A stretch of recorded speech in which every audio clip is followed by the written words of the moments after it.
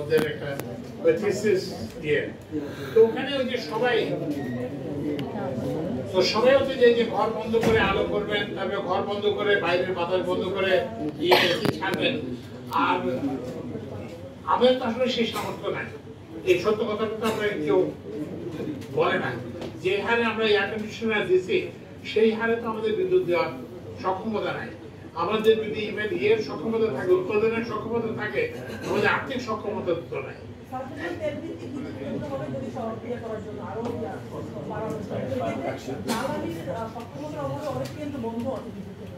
জ্বালানির সক্ষমতা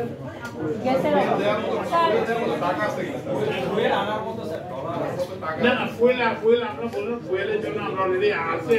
আপনারাই তো কে যেন নিউজ করছেন যে বিপিসি তেল নিয়ে আসে, কিন্তু সেগুলো পৃথিবী ব্যবহার করছে।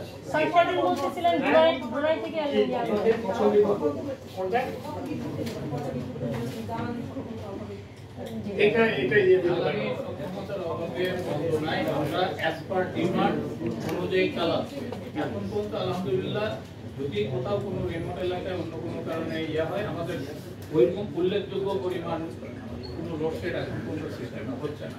এখন অনেক জায়গায় ট্রান্সমিশন সম্পূর্ণ কারণে লোকাল প্রবলেমের কারণে হতে পারে, কিন্তু এখন পর্যন্ত আমরা চাহিদা অনুযায়ী জেনারেশন করে যাচ্ছি। আমরা সেই পর্যন্ত না পৌঁছতে বলতে পারতেছি না কোন পর্যায়ে। আপনাদের কাছে আমি একটা অনুরোধ জানাবো, যে সেটা হচ্ছে যে ওই বলছেন যে একটা ম্যাসিভ লোডশেড।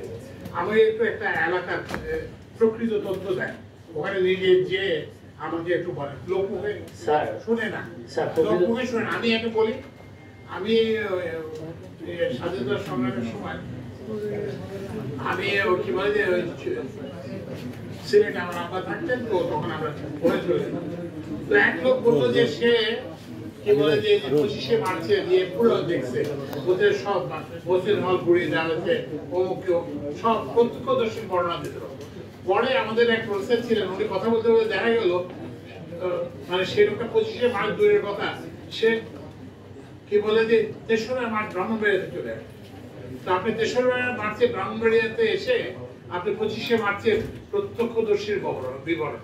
তো ওই জন্য এটা না, আপনারা একটু নিজেরা জান, আমরা কিন্তু এটা জানতে চাই যে আপনারা বলেন যে কোথাও যদি থাকে, যদি এরকম ভাবে খুব ভাবে লোডশেডিং হয়, আপনারা একটু তথ্য দেন, সেখানে আমরা লোক পাঠাবো, দরকার আমি নিজে যাবো, আমরা এইটা অ্যাড্রেস করবো।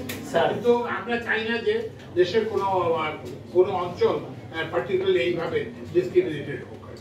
গ্যাসের বিষয়ে একটু জানতে চাই।